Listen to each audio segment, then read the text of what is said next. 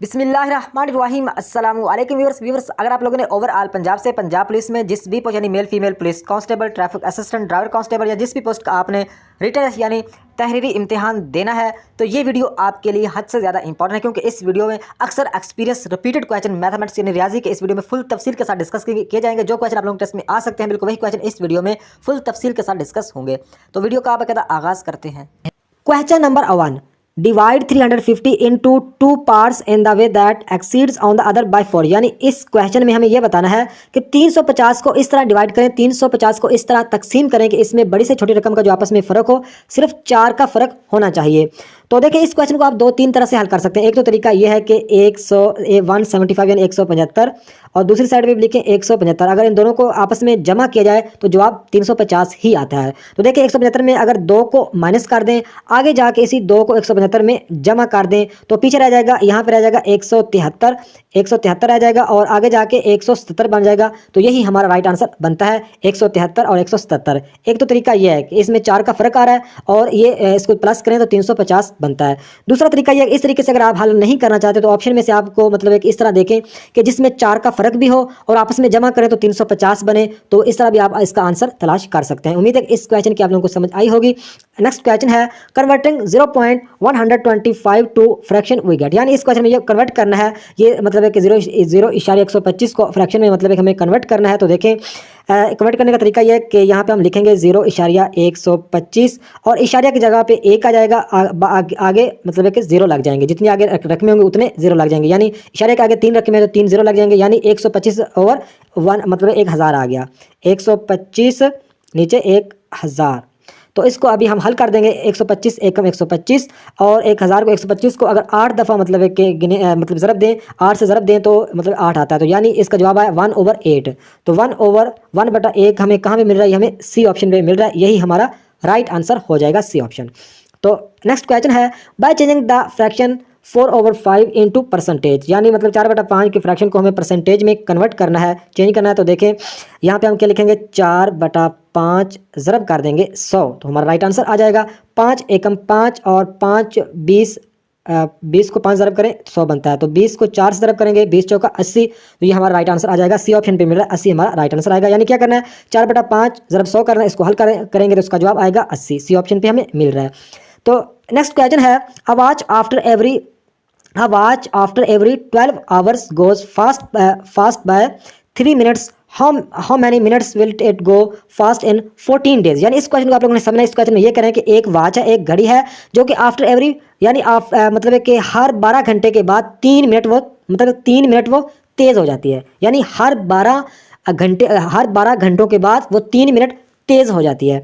तो आगे कह रहे हैं कि how many minutes will it go fast in 14 days. यानी 14 डेज में वो कितने मिनट तेज़ होगी। सिंपल इसमें इस क्वेश्चन में ये कह रहे हैं कि एक घड़ी है जो कि हर 12 घंटों के बाद 3 मिनट तेज़ हो जाती है। तो हमें इस क्वेश्चन में यह बताना है कि 14 दिनों में वो कितनी तेज़ होगी, कितने मिनट तेज़ होगी। नीचे इन ऑप्शन में से हमें राइट आंसर बताना है। तो देखें 12 घंटों में वो 3 मिनट मतलब है कि तेज़ होती है 12 घंटों में। तो एक दिन में 24 घंटे होते हैं। एक दिन में कितने घंटे होते हैं? 24 घंटे होते हैं। 12 घंटों में 3 मिनट होती है तो 24 घंटों में कितनी होगी? 6 मिनट तेज़ होगी। ये तो पक्की बात है ना। 12 घंटों में 3 मिनट तेज़ हो रही है तो 24 मतलब है कि घंटों में 6 मिनट तेज़ होगी। तो हमें इस बात का पता चल गया कि 24 घंटों में एक दिन होता है तो एक दिन में 6 मिनट वो घड़ी तेज़ होती है। तो एक दिन में 6 मतलब है कि 6 घंटे तेज़ होती है। तो आप लोगों को अभी पता चल गया होगा। तो 14 दिनों में कितनी होगी? 14 को 6 से ज़रब करेंगे तो हमारा राइट आंसर आ जाएगा। तो ये आप मुझे कमेंट में बताएंगे इसका जवाब कि कौन सा जवाब आएगा। आप लोगों ने करना क्या है, 14 को मतलब 6 से ज़रब करना है।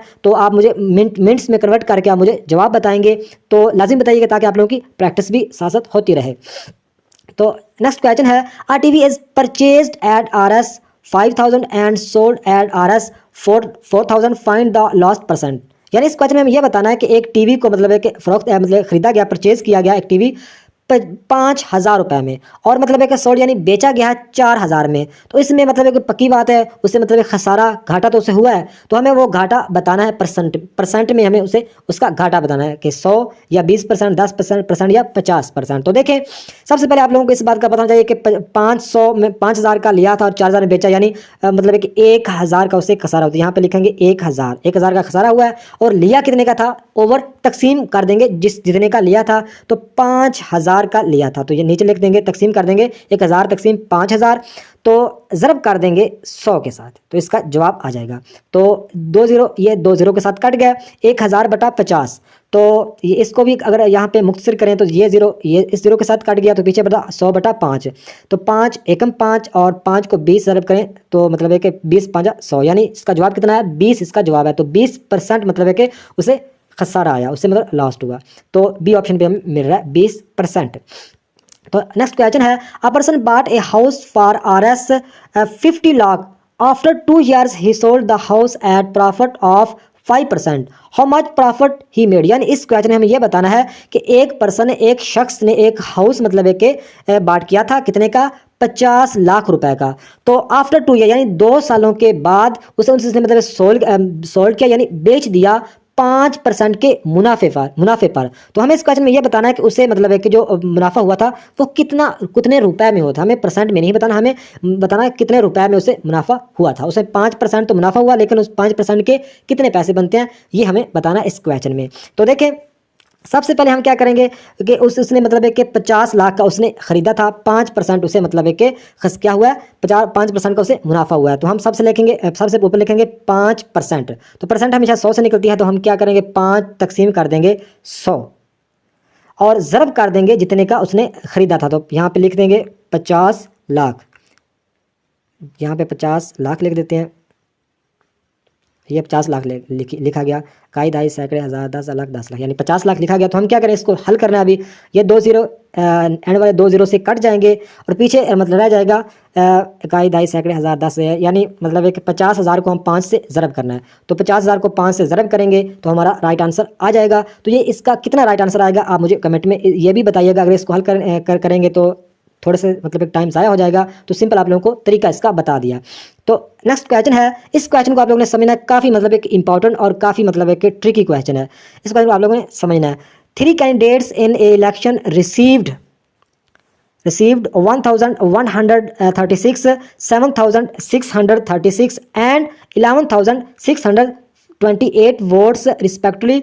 आगे कह रहे हैं कि what percentage of the total votes did the winning candidates get. यानी इस क्वेश्चन में ये कह रहे हैं कि तीन आम अल्फाज में समझो कि तीन मतलब एक कैंडिडेट्स मतलब एक तीन कैंडिडेट्स ने इलेक्शन लड़ा है, उसे मतलब एक वोट मिले हैं। कितने कितने वोट मिले हैं, एक कैंडिडेट को 1136, दूसरे कैंडिडेट को 7636 और तीसरी कैंडिडेट्स को 11628।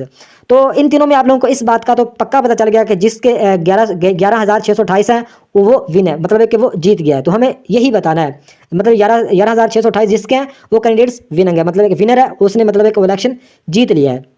तो यही हमें इस क्वेश्चन में बताना है कि what percentage of the total votes that the winning candidate, यानी मतलब है कि जिस कैंडिडेट ने मतलब एक इलेक्शन को विन किया है उसकी मतलब टोटल परसेंट मतलब एक टोटल वोट्स में से उसकी परसेंटेज बतानी है। सिंपल मतलब है कि यहाँ पे कह रहे हैं कि what percentage of the total votes, यानी टोटल वोट्स ये तीनों है ना, ये मतलब है कि तीनों आदमियों के वोट्स हैं, इनमें से जो मतलब है कि जीता है विनिंग, यानी जो विनर है उस कैंडिडेट्स की हमें परसेंटेज बतानी है। इस क्वेश्चन में नीचे ऑप्शन है 57%, 67%, 70% या 40%। तो इस क्वेश्चन को आप सादा अल्फाज में अगर हल करें तो बहुत इजी है। सबसे पहले हम क्या करेंगे, सबसे पहले इन तीनों को हमें जमा करना पड़ेगा। तो इन तीनों को अगर जमा करेंगे तो उसका जवाब आता है 20,400। तो सबसे पहले मतलब है कि हमें सिर्फ विनर जो है उसकी हमें परसेंटेज बतानी है। तो सबसे पहले क्या आ जाएगा, यहाँ पे हम लिखेंगे 11,628। ये क्या है, ये विनर है, मतलब है कि ये जीता हुआ है, इसके ज़्यादा वोट्स हैं। तो नीचे आ जाएगा टोटल वोट्स। टोटल वोट्स कितने हैं, अगर मैंने इन तीनों को जमा किया तो इसका जवाब आया 20,400। तो सिंपल अभी कुछ भी करना, ज़रब कर देना 100 के साथ, तो इसका राइट आंसर आ जाएगा। तो इस तरह का कोई भी क्वेश्चन आएगा आप सेम इस तरह हल करेंगे। तो इसको हम ज़रब करके देख लेते हैं ताकि आप लोगों को मतलब है कि इसका राइट आंसर बता दूँ। तो यहाँ पर लिखते हैं 11,628 और ज़रब करेंगे 100 के साथ और तकसीम कर देंगे टोटल वोट्स के साथ। टोटल तीनों के वोट्स थे 20,400, तो इसका राइट आंसर आएगा 57 यानी 57। तो उसके जो विनर है जिसके वोट्स हैं 11,628, उसकी परसेंट कितनी बनती है 57, यानी 57% उसके वोट्स बनते हैं। उम्मीद है कि इस क्वेश्चन की आप लोगों को समझ आई होगी। अगर समझ ना आई हो तो आप मुझे कमेंट बॉक्स में लाजमी बताइएगा। तो नेक्स्ट क्वेश्चन है कि 4 + 4 - 4 × 4 और तकसीम 4। तो ये क्वेश्चन इतना मुश्किल नहीं होता। तो इस तरह के क्वेश्चन को हल करने से पहले आप लोगों को पता होना चाहिए कि अगर ये ब्रैकेट्स में क्वेश्चन आ जाए तो सबसे पहले हम बड़ी ब्रैकेट्स सॉल्व करते हैं, फिर हम दरमियानी ब्रैकेट्स को, सबसे एंड पर हम छोटी ब्रैकेट्स को। अगर ब्रैकेट्स ना हो तो फिर सबसे पहले हम करते हैं तकसीम को हल, फिर ज़रब को, फिर जमा को और फिर माइनस को। तो इस क्वेश्चन को भी इस तरह हल करेंगे। सबसे पहले हम करेंगे यहाँ पे 4 जमा 4 नफ़ी 4 ज़रब, अगर तकसीम 4 को 4 से तकसीम करेंगे तो इसका जवाब आएगा 1। तो आपको सिंपल इसमें यहाँ पे बता देता हूँ कि इसको अगर तकसीम करेंगे 4 को 4 से तो 1 जवाब आएगा, 1 को हम इस 4 से ज़रब करेंगे तो 1 चौका चौका यानी फिर 4 आएगा, 4 में से 4 को नफ़ी करेंगे तो 0 बच जाएगा, तो 4 जमा 0 4, इसका राइट आंसर आता है 4। तो इसको आप खुद भी हल करिएगा तो इसका राइट आंसर 4 ही आएगा। नेक्स्ट क्वेश्चन है, if 4 people can do a work in 40 minutes then 8 people can do the same work in dash minutes. यानी इस क्वेश्चन में ये बताना है कि 4 जो पीपल हैं वो मतलब एक काम को 40 मिनट्स में करते हैं, तो 8 पीपल उस काम को कितने मिनट्स में करेंगे। तो इस तरह का कोई भी क्वेश्चन है आप सेम मतलब एक तरीके से हल करेंगे। बहुत ही ईजी क्वेश्चन है कि हम क्या करेंगे, 40 को 4 के साथ ज़रब करेंगे। तो हम यहाँ पर लिखते हैं 40, 4 ज़रब 40, नीचे कर देंगे 8, तो 8 एकम 8, तो 8 5 40, तो 5 चौका 20 इसका राइट आंसर आ जाएगा। तो ये हमें कहाँ पे मिल रहा है, ये हमें ऑप्शन पे मिल रहा है। तो नेक्स्ट क्वेश्चन है, a linear scale is a line which is divide into dash parts. जो लीनियर स्केल होता है वो मतलब डिवाइड करता है कितने पार्ट्स में, डिफरेंट, स्मॉल, बिग या नॉन ऑफ दिस। इसका राइट आंसर बनता है इक्वल। इसका राइट आंसर बनता है नॉन ऑफ दिस, इसका राइट है, इसका right answer equal. A linear scale is a line which is divide into equal parts.